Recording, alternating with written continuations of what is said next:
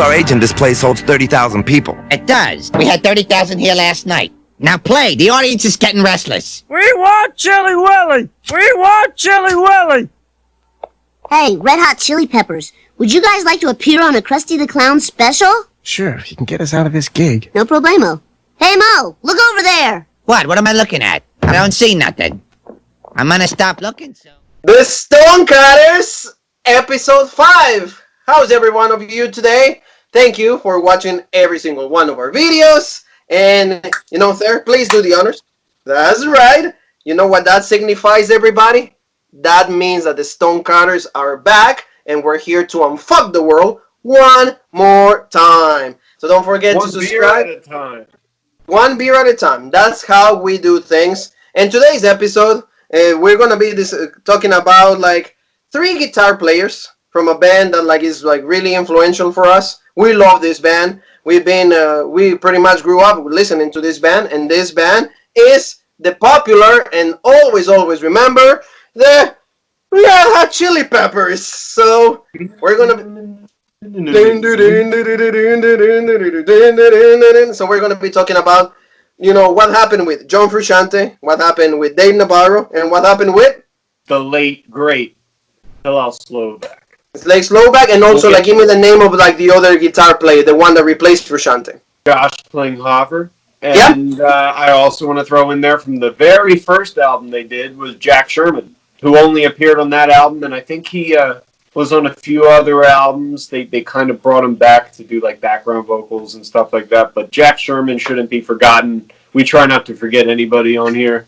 That's right. So let's start from the beginning. So tell me, take me to the beginnings of the Red Hot Chili Peppers. You know, Chad Smith and John Frusciante were not members of that band. The sound was a little funky, you know, more out there. They were not full musicians, you know. So tell me through those albums. I think they're pretty good albums. One of the mind-blowing things for people to hear about for the first time, and it certainly was shocking to me, was because people think that band started at Blood Sugar Sex Magic in '91. They have no idea that their first album dropped in 1984. Technically, you could say that they're an '80s band because that's when they formed, was the early '80s. So it's that's one thing that maybe people watching didn't know before watching this video, because their first couple albums aren't that well known. But yeah, the key members from the beginning were Kies, Flea, and then they had Jack Sherman on guitar, and I forget who the original drummer was, but they had a revolving door of drummers for those first 3 albums, and I like them. It's more of a raw sound, raw punk sound. It's more funk. It's more of that early '80s rap rock, kind of like a Beastie Boys type thing. It's more of that, and it's very much a product of its time because they didn't quite get to that '90s experimental, polished production. So it's very, very raw and very much an '80s albums. And then finally in 1988, it's unfortunate that this happened, but their guitarist Hillel Slovak died of a heroin overdose, and they enlisted John Frusciante to record the album Mother's Milk in 19. See, that album is good. A lot of people also don't know. People overlook that one too. Yes, because that album has Knock Me Down. That's a really cool song. Even has a choir, you know, a gospel choir towards the end. That's a really great song. I really love the song. I really like it. It has Behind the Sun, a pretty, you know, not known single by the Red Hot Chili Peppers, but if you love the band, you know it. And also it had a famous cover from Stevie Wonder that is High Ground. You know, let me try it again. So yeah, it's a pretty good album. But then third album, Chad Smith as well. Yes. And what I want to say about that album is, you know, we like it, we think it's good, but it's very obvious that they didn't find their groove yet with each other, because, you know, there was a death in their band. They were just getting used to this guitarist and drummer. But drug abuse, let's not forget a lot of drug abuse, yeah. They found their groove, they found producer Rick Rubin, and they released Blood Sugar Sex Magic a couple years later, and it just went, shot them. 1991, Blood Sugar Sex Magic comes out. That is the most popular album until that time from the Red Hot Chili Peppers, because it contains two of their most iconic songs, which are Give It Away and also Under the Bridge. So that album completely catapults the Red Hot Chili Peppers to stardom. The video of Give It Away is absolutely like great. Stefan Sednew is the one that like directs that video, you know, in the beach outside, like the black and white, like all like the, you know, like the hands, and like you see like the Red Hot Chili Peppers with the mohawk with Frusciante. And what Frusciante brings to the band is like he's a more educated musician. So even like in interviews they say, hey, he was able to, when it comes to creating a song, when it comes to the songwriting, he put a lot of effort. It's like Flea pretty much said it's like this. He knows everything I don't know. That's pretty much it. That he cares about two things: his guitar and his cigarettes. So, you know, Blood Sugar Sex Magic makes the Red Hot Chili Peppers go to like stardom. Like they are pretty much everywhere. Everyone loves Under the Bridge. Everyone loves Give It Away. That pretty much sets up the tone for what the Red Hot Chili Peppers were going to be. But what happens there? Now, boys, the network has a problem with some of your lyrics. Would you mind changing them for the show? Forget you, clown. Hey, our lyrics are like our children, man. No way. Well, okay. But here where you say, what I got, you gotta get and put it in you. How about just, what I'd like to hug and kiss you. Wow. That's much better. Everyone can enjoy that. Then Frusciante leaves.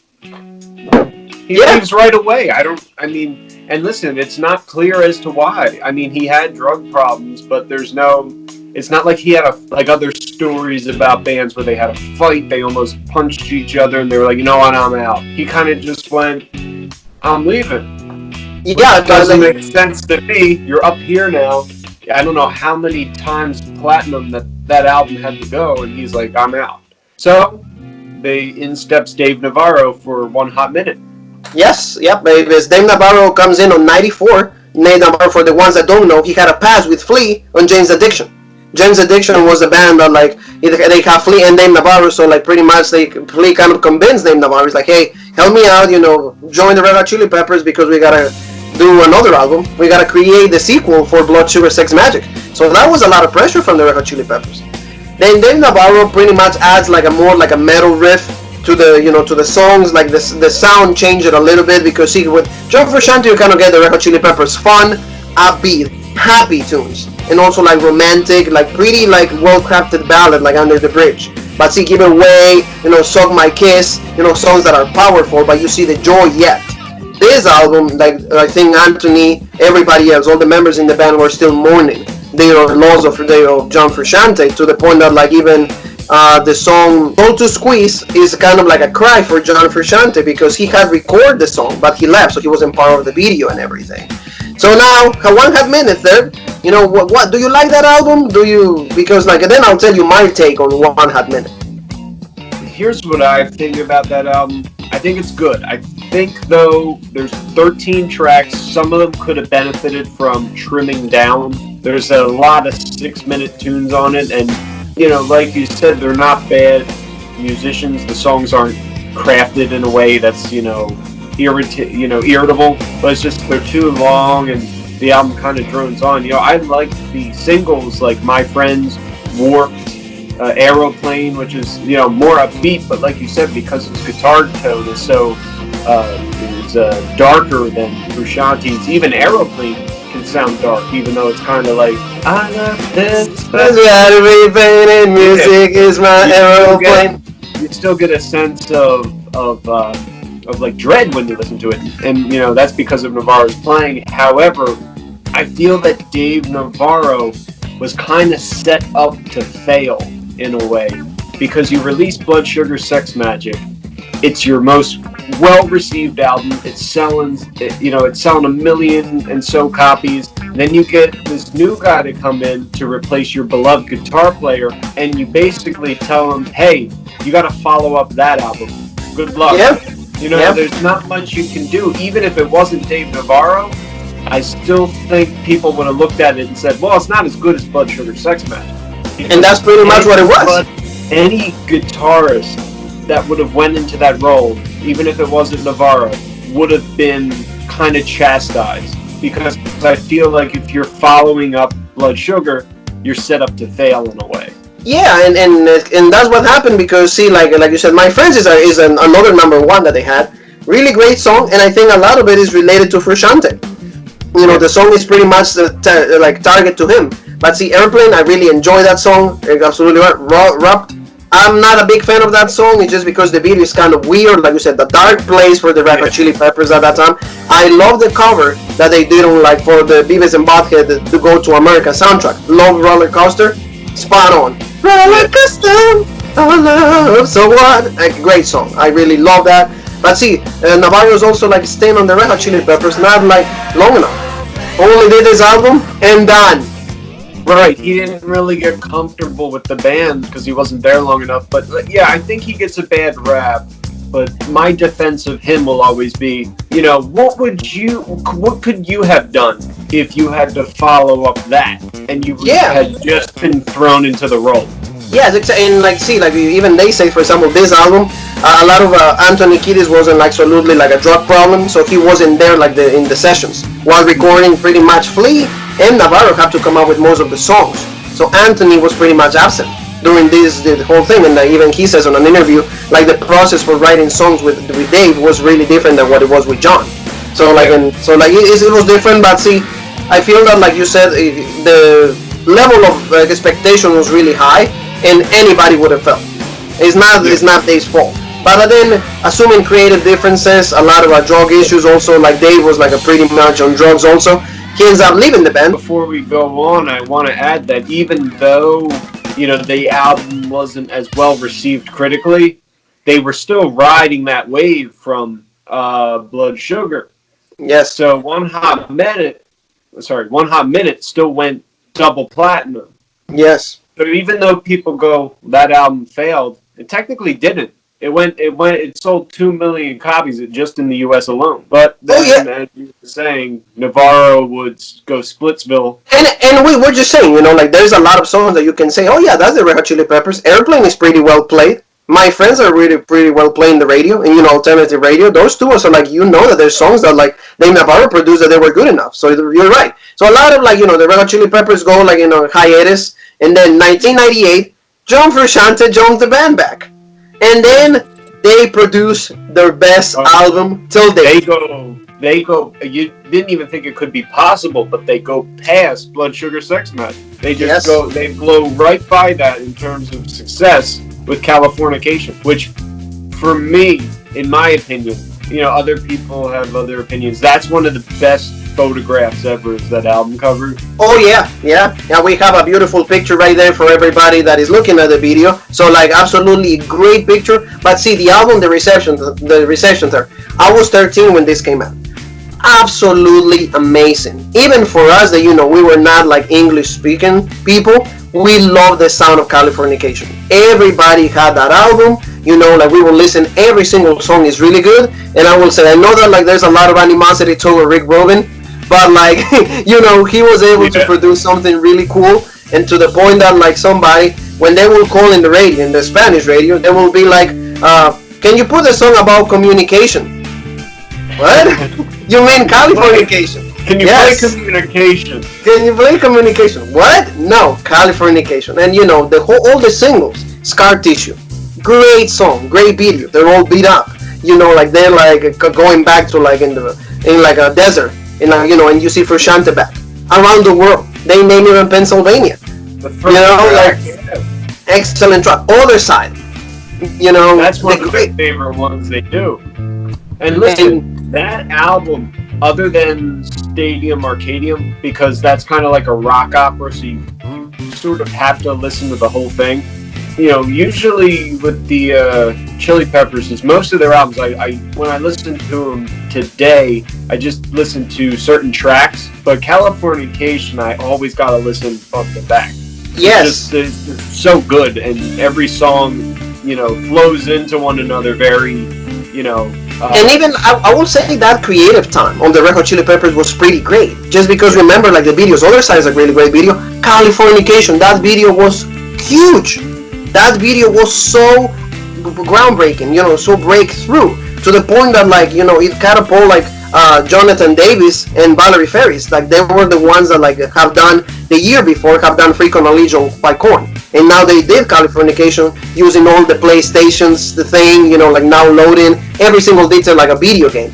Absolutely phenomenal. That video should have won Best Video on the 2000 MTV Video Music Awards, but thanks to Marshall Mathers, that didn't happen. So, Real Slim Shady, I don't like that song because that stole that award from the Red Hot Chili Peppers. But see, and then they give us a beautiful ballad to close that album there, Road Trippin'.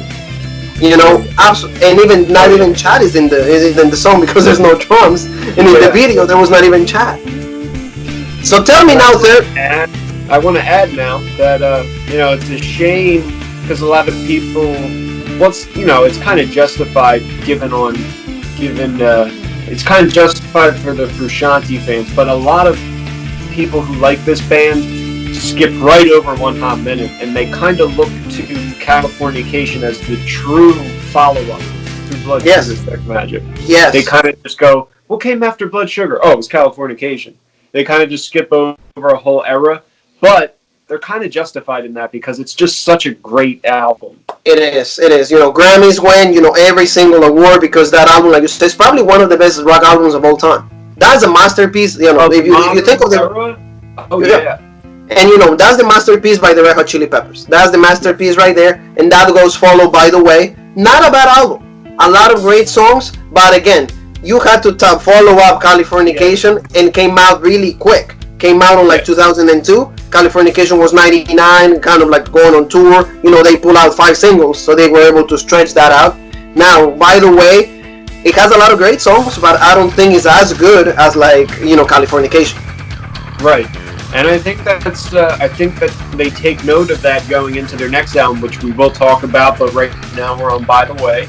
But like you said, it has the One Hot Minute curse, where you had this mammoth album that comes before it. You get the band back in the recording studio with the same producer, and you go, okay, now you got to come up with something to follow that. And you're going to work your best, you're going to try your hardest, but at the end of the day, you can't really top something like that. And, Californication was definitely a lightning in a bottle album. And like Frusciante, like we talked about in the last episode, we talked about the self-titled album by Blank, how that was very creatively a lightning in a bottle and it can't happen again. That's what Californication is for this band. They had this creative energy. Everything came together at one point, and with that band, it can't happen again. Stuff like that only happens once. And we're not going to say that By the Way is bad, though. It has great songs. It has the Swaffer song. It has By the Way. It has Can't Stop. It has Universally Speaking. It has a lot of great songs. And then the Red Hot Chili Peppers went to a Greatest Hits album, and then they add also another single, and that song is Fortune Faded. That song is Fortune Faded. And in Frusciante, that's the one thing that, for example, I don't think that any of the guitar players that we mentioned, even Nate Navarro or the previous one, they never had that ability to join in the chorus with Kitties, with Anthony. So that song is more like Frusciante because it's so divine, really, really good melodies and harmonies. And then we go third to they were able to kind of go the Californication route because that album is huge. It's a double album. Now let's get it on! Miles, that man is naked. It's not fair that I have to fight a naked man. Son, now wait a minute. I'm sorry, but if you want to fight, you're gonna have to put some clothes on. But I have clothes on, dude. See? That tube sock just ain't gonna cut it in my ring. Here, put this on. Mills Lane, always prepared for an emergency. It's a Stadium Arcade. Yeah. And that's a ballsy thing to do, especially, post, I want to say, how do I word this? Post 70s and 80s, where double albums were a very common thing. That's a very ballsy thing to do from the 90s to present day, because they don't sell. No one, because, the minds of people nowadays, and we're not trying to call anyone stupid, but they don't want to sit down and listen to a double album.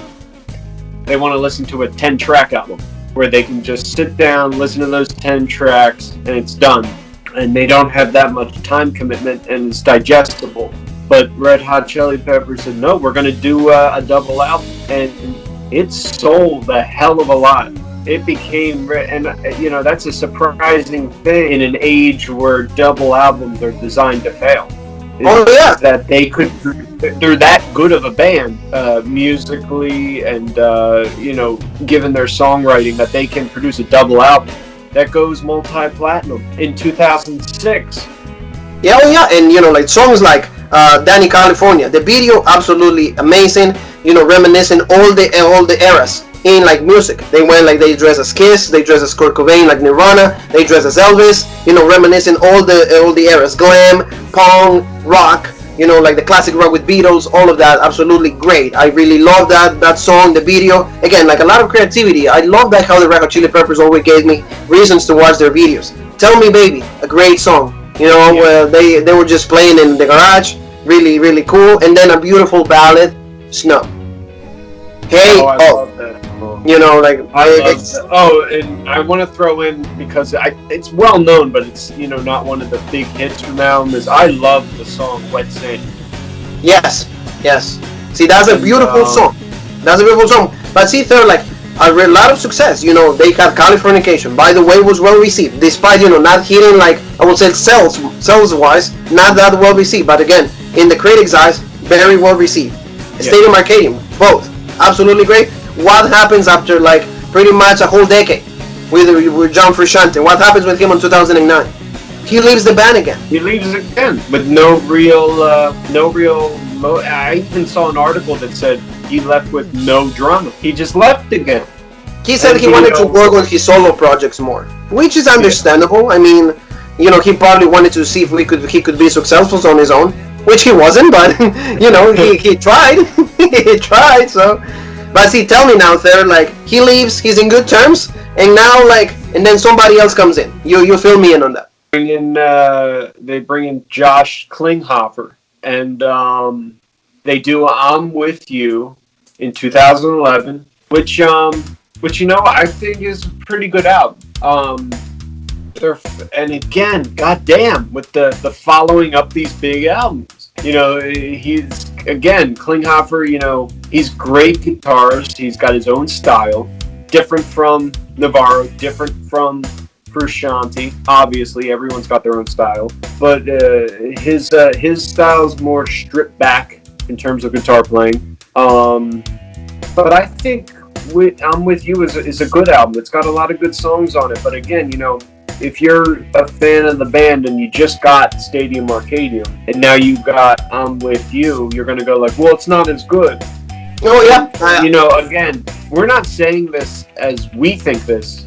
We're just observing what other fans think.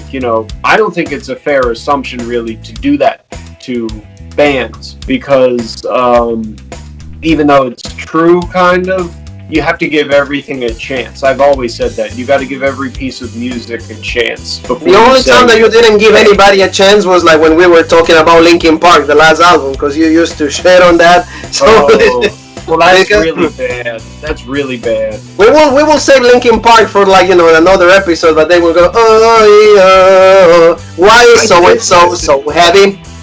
Why is so and so that album? And just before we move on, that One More Light is just not a good album.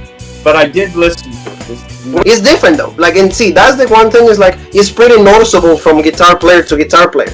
See, Frusciante was like a different title, Navarro, and now this guy. Like, you could hear like there was no solo. Not a big solo, like for example, Frusciante. Yeah, he's very stripped back. Frusciante is more just like Frusciante's the experimental guitar player. Navarro's the more darker, I can't talk today, darker tone guitar player, and Frusciante's very utilitarian, very minimalistic. He's a talented guitar player, but his style is very low key. But just because his style is low key, you definitely see them taking their sound in that experimental direction with I'm With You. Like, they're continuing what they toyed with on Stadium Arcadium, and they're carrying it into this new era, which is present on I'm With You. Yes, and that's the thing. But see, like, again, this album was not as popular. A lot of people like didn't give him too much attention. Why? Because of the absence of Frusciante. So then take a few years, and then in 2014 they just go with The Getaway. And The Getaway pretty much is an album that is based on like Anthony. He just broken up with like I think the mother of his child. So like this album is pretty much the grief of a relationship that didn't work out. And they came out with like a beautiful song. I love that song because it makes me feel every single line of that lyric. It just pretty much applies to how I felt in the past before. Dark Necessities. That to me is like their best work with that guitar playing. That's for me the best. A lot of people say that like you have to dig deeper into the album, which I did. I listened to the whole thing, but it's one of those rare instances where it was the single that's my favorite track. Usually the single isn't my favorite track, but Dark Necessities, I think that song's perfect in every way. Yes, yeah, and Olivia Wilde was the director for that video, so that's also like an actress, like something different from the Red Hot Chili Peppers. This album again didn't do too good, and also like a lot of people say, and this is I want to shout out Dakota because like he's seen him live. He told me one thing is with this guy, I want to see them with Frusciante. So you kind of the even tone, the energy was like a little different, not how like we were used to see the Red Hot Chili Peppers. Yeah, and that's why I think that like. Thinking along those lines, they talked to John, and maybe John also doesn't find any success in his life. And now, like breaking news in December of 2019, boom, he joins the band one more time. Yeah. So Frusciante 3. Yeah, I mean, and we don't know what's going to happen. They could just do a tour, or they could do a new album, and they could do a new album that shoots them back into the charts again. I just think that what they've been doing the past two albums with Klinghoffer was a good progression of their sound because they worked with the modern producer that it was Danger Mouse. Yes. Produced The Getaway. Yes. And I think that he gave them some ideas because The Getaway, even though it's the lyrics are darker, like sort of like One Hot Minute, the sound's very experimentational. So it's like they took their classic sound and added newer elements to it, and I think that was a good way to go. Who knows what they'll do now that Frusciante's back? He might want to say, no, we're going to go this way. But, yeah, because John had a lot of influence, and for like the classic fans of the Red Hot Chili Peppers, we want to see Frusciante, and we got what we wanted. You and me were excited. I remember you told me right away when you found out about the news. I was really excited because Red Hot Chili Peppers for me is, again, I will feel the same way if Jason Newsted will be back in Metallica. It's like that's my original lineup, that's how I fell in love with them, and that's what I want to keep seeing. So I'm excited because if they go on tour, once all this situation is finally over and we can actually go to a concert, I'm looking forward to see the Red Hot Chili Peppers because that's a band that I definitely want to see. So now, before we go there, in your own eyes, who's the best guitar player, or here's the question: who made the Red Hot Chili Peppers better? Navarro, Frusciante, or the other guy? I have to say Frusciante. And if anyone's watching and you say, well, that's the obvious pick, it's obvious for a reason. It's like if I were to say one of my favorite bands was the Beatles, and you go, oh, well, they're very well known. Well, they're well known and overplayed for a reason. Sometimes things are overhyped for a reason, and I think that Frusciante added a lot. He put his heart and 100% into every song he's done. Some of the best songs of the modern era come from his guitar work, come from his brain, and they didn't come from Navarro or Klinghoffer or the late Hillel Slovak. Yes, and that's the thing. How long he was in the band, he's been the longest one. And he produces pretty much the most popular albums. That was under Frusciante. So Klinghoffer, and Dave Navarro, they were not able to even come close to that. But like you said, the expectation was really high because unfortunately both of them came when the band actually had to follow up a really successful album. Right. So that's the key word right there. Is like, don't join the Red Hot Chili Peppers if they have a really successfl album. Don't do it because you fail. You're pretty much prone to failure. Exactly, and we are not discrediting any of Navarro or Klinghoffer's work, or even Hillel Slovak, because their work is just as important to the legacy of the band as Frusciante's is. They may not be as successful, their songs may not be as well known, but you know, without Hillel Slovak, you wouldn't have had those albums that led to Blood Sugar Sex Magic, or those albums that established what the Red Hot Chili Peppers sound was. Because Frusciante didn't come up with their sound. That was the early days that came up with their sound. Yes. So, you know, Frusciante just take it to the next level. That would be I would say that's what John did for the band. He evolved it.